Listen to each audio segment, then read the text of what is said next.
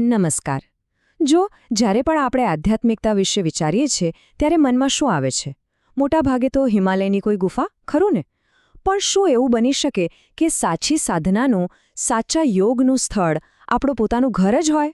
હા, આજે આપણે એક એવા જ શક્તિશાળી પણ ઘણીવાર જેને આપણે નજરઅંદાજ કરી દઈએ છીએ એવા યોગ વિશે વાત કરવાના છીએ. ગૃહસ્થ જીવનનો યોગ. એક સવાલ જે લગભગ આપણા બધાના મનમાં ક્યારેક ને ક્યારેક આવ્યો જ હશે. શું આ ઘર પરિવાર, આ બધી દુનિયાવી જવાબદારીઓ એ આપણી આધ્યાત્મિક પ્રગતિના રસ્તામાં એક અવરોધ છે? કે પછી એ જ પ્રગતિ કરવાનો કોઈ છુપો રસ્તો છે? ચાલો આજે આ જ વાતને જરા ઊંડાણથી સમજીએ. તો આ જે અલગ દૃષ્ટિકોણની આપણે વાત કરી રહ્યા છીએ એ છે શું? વેલ, આ માર્ગને કહેવાય છે ગૃહસ્થ યોગ. અને સાંભળજો, આ કોઈ નવો સવો વિચાર નથી હો.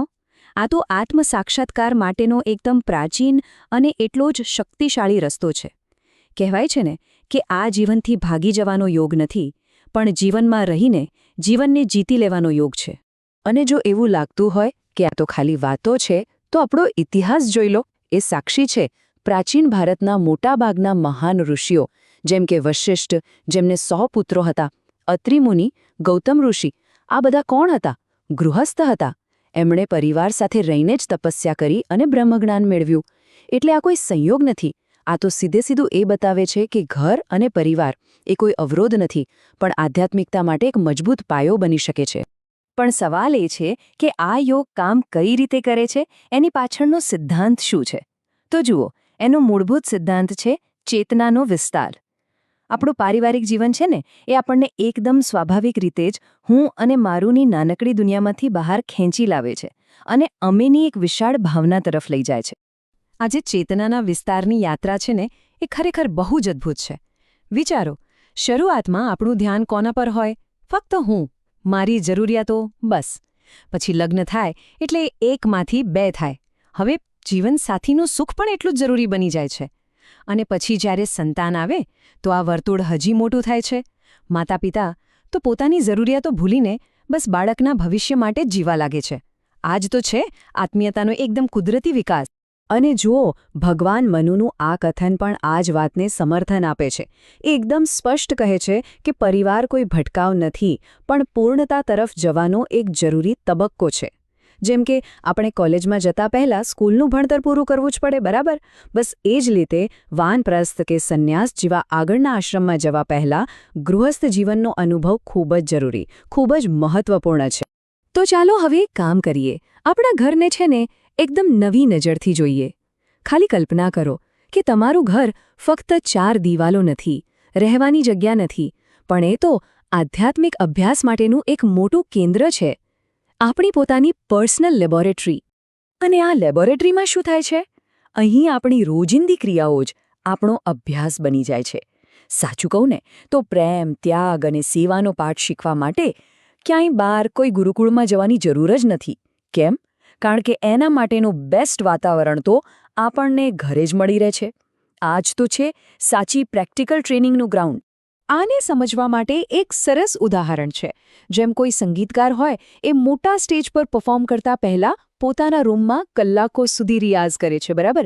બસ એ જ રીતે એક યોગી પણ આખી દુનિયાની સેવા કરતા પહેલા પોતાના ઘરમાં પ્રેમ, સેવા અને સંયમ જેવા ગુણોનો અભ્યાસ કરે છે, એને નિખારે છે. એટલે કે ઘર શું છે? એ તૈયારીનું સ્થળ છે. સારું, તો આ બધા અભ્યાસનો પાયો શું છે? એનું મૂળ ક્યાં છે? એ છે એક માનસિક બદલાવ. એક નાનકડો પણ ખૂબ જ શક્તિશાળી શિફ્ટ. લેણાડ બનવાને બદલે આપનાર બનવું. અને માનો આ એક નાનકડો ફેરફાર જ બધું બદલી નાખવાની તાકાત રાખે છે. અહીં જુઓ, ઘરમાં 2 જ રસ્તા છે, 2 જ દ્રષ્ટિકોણ. અને એની વચ્ચેનો તફાવત એકદમ સ્પષ્ટ છે. એક બાજુ હું ઓછું આપું અને વધુ લઉં એવી વૃત્તિ છે, જેનું પરિણામ શું આવે? સંઘર્ષ, અશાંતિ. અને બીજી બાજુ હું વધુ આપું અને ભલે ઓછું લઉં એવી ભાવના.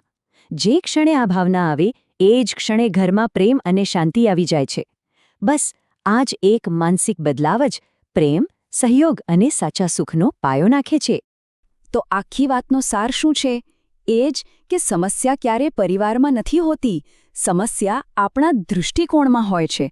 એટલે આધ્યાત્મિક પ્રગતિ માટે આપણે આપણી બહારની પરિસ્થિતિઓ નથી બદલવાની, આપણે આપણો અંદરનો દૃષ્ટિકોણ બદલવાનો છે.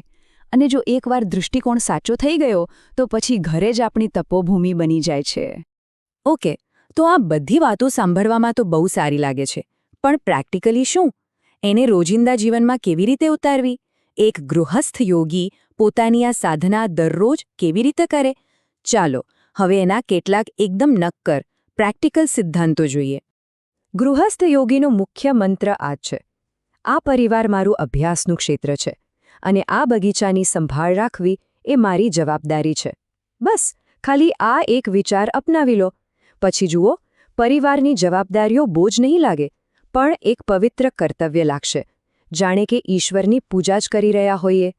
જેમ કોઈ માળી પોતાના બગીચાની માવજત કરવામાં ખુશ થાય, એ જ રીતે ગૃહસ્થ યોગી પરિવારની સેવાને જ પોતાની સાધના બનાવી દે છે. તો રોજબરોજની માનસિકતા કેવી હોવી જોઈએ? એના માટે આ કેટલાક સિદ્ધાંતો છે.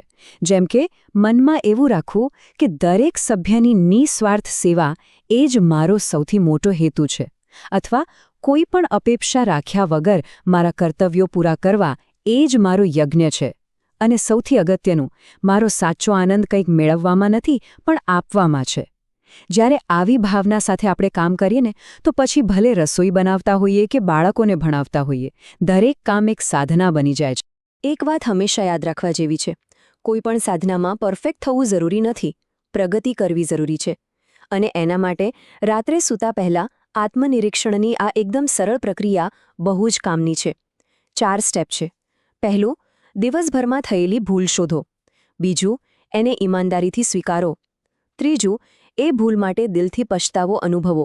અને ચોથું, આવતીકાલે એને સુધારવાનો પક્કો સંકલ્પ કરો. બસ આ જ છે ભૂલોમાંથી શીખીને સતત આગળ વધવાનો રસ્તો. અને અંતમાં એક વાત મગજમાં બરાબર બેસાડી દઈએ: આ જે ગૃહસ્થ યોગ છે ને, એ કોઈ બીજા ત્રીજા દરજ્જાનો રસ્તો નથી. એવું નથી કે આ કોઈ હલકો માર્ગ છે. ના, જો એને સાચી રીતે, સાચી ભાવનાથી અનુસરવામાં આવે તો એ પણ બ્રહ્મચર્ય કે સંન્યાસ જેટલો જ શક્તિશાળી અને સિદ્ધિદાયક સાબિત થઈ શકે છે. આ આત્માને પરમાત્મા સાથે જોડવાનો એક સંપૂર્ણ અને પવિત્ર માર્ગ છે. તો આ બધી વાતચીત પછી છેલ્લે એક સવાલ પર આવીને આપણે અટકીએ છીએ: આત્મસુધારણા માટેની, પોતાની જાતને વધુ સારી બનાવવા માટેની શ્રેષ્ઠ લેબોરેટરી ક્યાં છે? શું એ હિમાલયની કોઈ ગુફામાં છે, કે પછી આપણા પોતાના ઘરમાં, આપણા સંબંધોની વચ્ચે જ છે? આનો જવાબ કદાચ આપણી આંખોની સામે જ છે.